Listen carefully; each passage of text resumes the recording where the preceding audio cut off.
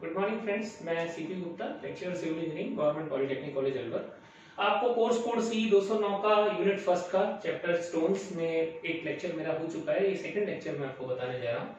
इसमें तीन रॉक्स के बारे में, जो जियोलॉजिकल क्लासिफिकेशन के बारे में अपन ने बात की थी, तो जियोलॉजिकल क्लासिफिकेशन में अपन ने कहा था इग्नियस रॉक, सेडिमेंट्री रॉक और मेटामॉर्फिक रॉक, तीन तरह की रॉक्स हैं।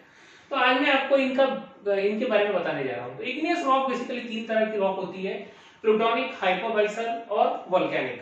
एक्चुअली जब मोल्टन मैग्मा ठंडा होता है तो ये तीन तरीके से ठंडा हो सकता है। पहला तरीका क्या है कि अर्थ के अंदर डीपली रूटेड, बहुत गहराई में मोल्टन मैग्मा धीरे धीरे ठंडा होता है। तो वो धीरे धीरे ठंडा होने का जो प्रोसेस होता है, उसमें जो रॉक बनती है, जो इग्नियस रॉक बनती है, उसको हम प्लूटोनिक इग्नियस रॉक कहते हैं। इसका सबसे बड़ा पहचान ये है कि धीरे धीरे ठंडा होने में जो क्रिस्टल साइज बनता है रॉक का, वो हमेशा पोरसर होता है। पोरसर बोले तो मोटा। सेकेंड नंबर पर जो आपकी रॉक आती है वो हाइपोबाइसल रॉक आती है। हाइपोबाइसल में क्या होता है कि मोल्टन मैग्मा ठंडा होता है बट रिलेटिवली कम डेप्थ पर, यानी प्लूटोनिक तो बहुत गहराई में, ये थोड़ा कम गहराई में ठंडा होता है। और ऐसा करने पर जो इसका पार्टिकल साइज होता है, यानी जो इसका क्रिस्टल साइज होता है, वो पहले वाले से थोड़ा छोटा होता है। ये थोड़ा सा रिलेटिवली जल्दी ठंडा हो जाता है। और तीसरे टाइप का है कि अगर वोल्केनो, यानी वोल्केनिक कोई भी मोल्टन मैग्मा जमीन पर बाहर निकल के आ जाए तो बहुत तेजी से ठंडा होता है। तो उसका तेजी से ठंडा होने का जो प्रोसेस होता है, उसमें जो उसका क्रिस्टल बनता है, वो क्रिस्टल काफी महीन साइज का होता है। और ऐसी जो रॉक बनती है उसको वोल्केनिक इग्नियस रॉक कहते हैं। इसके जो सिंपल एग्जांपल्स हैं ग्रेनाइट, डोलेराइट और बेसाल्ट, ये तीनों बहुत अच्छे एग्जांपल्स हैं जो इग्नियस रॉक के एग्जांपल है। सेकंड नंबर पे आती है सेडिमेंट्री। सेडिमेंट्री में आपको ऑलरेडी बता चुका हूं कि देखिए, इग्नियस रॉक का जब फ्रेगमेंटेशन टूटती है, इग्नियस रॉक टूट करके और ये कहीं डिपॉजिट होती है,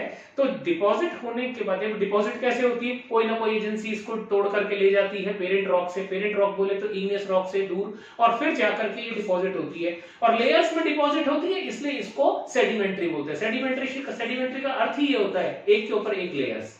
इसमें चार तरह की हमने बात की है, रेजिडुअल, सेडिमेंट्री, केमिकल और ऑर्गेनिक। देखिए साहब, जब भी कभी किसी रॉक का डिके होता है, रॉक टूटती है, तो कुछ रॉक का पोर्शन ऐसा होता है टूटने के बाद जो इमीडिएटली जहां से टूटती है उसी के पास जाकर के डिपॉजिट हो जाती है और एक के ऊपर एक लेयर चढ़ती जाती है। ऐसी sedimentary rock residual sedimentary rock कहलाती है। सेकेंड नंबर की होती है सेडिमेंट्री, यानी पानी, बारिश, हवा या फिर कोई भी ग्लेशियर किसी सेडिमेंट को, यानी कोई अपना जो है इग्नियस रॉक टूटी, उसके पार्टिकल्स हुए छोटे छोटे, इनको बहा के ले गई, कहीं किसी दूसरी जगह पर ले गई और वहां पर इसके लेयर्स बना दी, और उस लेयर के बनने से जो रॉक बनी वो सेडिमेंट्री रॉक होती है। तीसरी केमिकल, यानी कई बार ऐसा केमिकल्स होते हैं, जैसे एसिड रेन हुई। एसिड रेन ने क्या किया आपका कि अपने जो केमिकल्स, यानी जो इग्नियस रॉक के केमिकल्स हैं, उनको, यानी रॉक को घोल लिया, केमिकल्स को घोल लिया और घोल करके अपने साथ ले गए और किसी एक तीसरी जगह पर जाकर, दूर कहीं जाकर के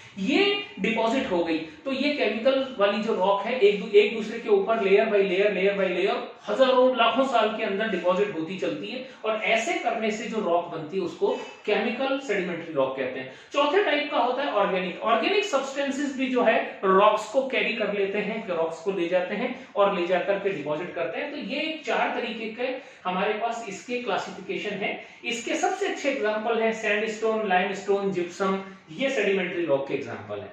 इसके बाद तीसरे नंबर पर आती है मेटामॉर्फिक। मेटामॉर्फिक ऑलरेडी मैं बता चुका हूं कि जो इग्नियस रॉक है या सेडिमेंट्री रॉक है, ये अकेले हीट से या फिर हीट और प्रेशर दोनों से, या फिर तीसरा एक एजेंट होता है केमिकल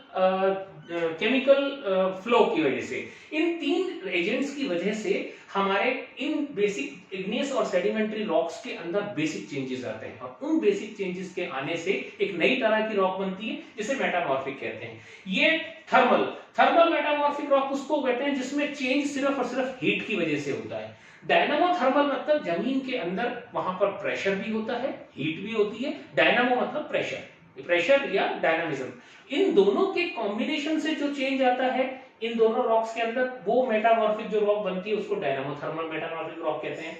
एक कैटाक्लास्टिक रॉक होती है। कैटाक्लास्टिक रॉक जो होती है, इसके अंदर हमारा जो चेंज होता है वो केमिकल उसकी वजह से होता है, प्लस हमारा जो प्रेशर और ये है, ये दोनों तीनों चीजें मिलकर के एक्ट करती है। और लास्ट होता है प्लूटोनिक। बहुत अधिक डेप्थ पर जाकर के क्या होता है कि हमारा जो प्रेशर होता है वो लगभग यूनिफॉर्म सा हो जाता है, और ऐसे यूनिफॉर्म प्रेशर की वजह से जो चेंजेस आते हैं रॉक के अंदर, उसको हम प्लूटोनिक मेटामॉर्फिक रॉक कहते हैं। और इसका सबसे अच्छा एग्जांपल है स्लेट। Thank you.